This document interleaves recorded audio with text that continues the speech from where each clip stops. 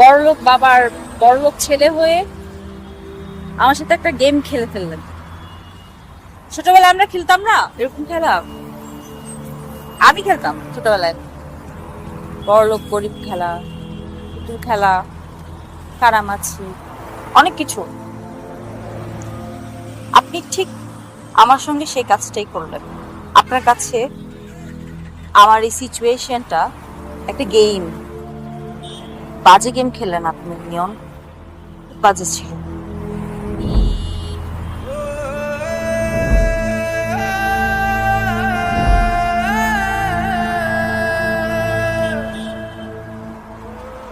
Hello, আমি জানি আমি যা কিছু করেছি এটার জন্য আপনি আমাকে মাফ করবেন।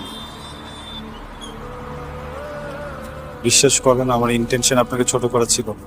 অনেক বড় করেছেন আপনি, আমার অনেক সম্মানিত করেছেন।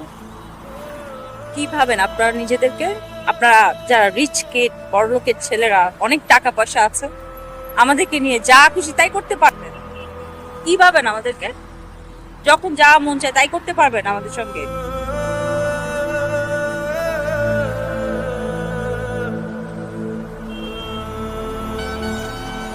টাকাকে এত বড় করে কেন দেখেন?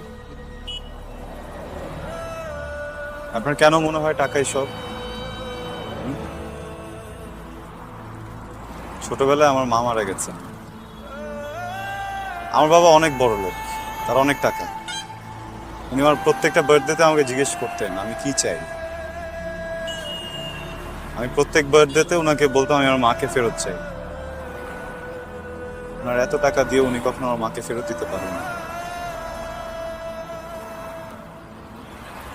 টাকা কিছু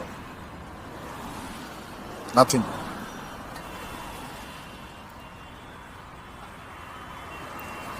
আমি বাস্তবতা বুঝি, সবকিছু বুঝে আপনার কাছে এসেছি। বাস্তবতা বুঝি বলে আপনাকে এত ভালো লাগে। আমাকে ভালো লেগেছিল বলে, ফ্লার্ট করার জন্য এরকম মিথ্যা কথা বললাম, গরিবের অ্যাক্টিং করলেন। কি ভালো অভিনয় করেন আপনি। দেখেন, আমাদের এই সিচুয়েশনটাকে, মানে আমার সিচুয়েশনটাকে আপনি যে প্লট বানিয়ে অভিনয় করলেন না, এটা আমি নিতে পারছি না, এটা আমি মানতে পারছি না।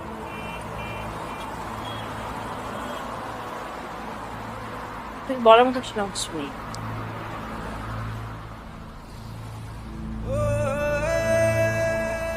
যা খুশি তাই বলেন, সমস্যা নেই। বাট আমার ইররেসপন্সিবল অ্যাক্টের জন্য প্লিজ চাকরিটা ছাড়বেন, প্লিজ। আমার অনেক খারাপ লাগছে, অনেক কষ্ট হচ্ছে। সেটা চাকরিটা চলে গেছে সেটাও হয়েছে। আমার খারাপ লাগছে এটা ভেবে যে আমি আর কখনো হয়তো কোনোদিন কাউকে বিশ্বাস করতে পারবো না। আর এই অবিশ্বাস নিয়ে বেঁচে থাকাটা যে কি পেইনফুল, সেটা আপনি কখনো বুঝবেন। প্লিজ, এটা কিছু বলতে আসবে না, আমাকে বলে কোনো লাভ নেই। আমি এখন চলে যাব। এরপর থেকে আপনি কখনো আর আমাকে কোনো কন্ট্যাক্ট করবেন না। অ্যাটলিস্ট এতটুকু রেসপেক্ট তো আমি পেতে পারি।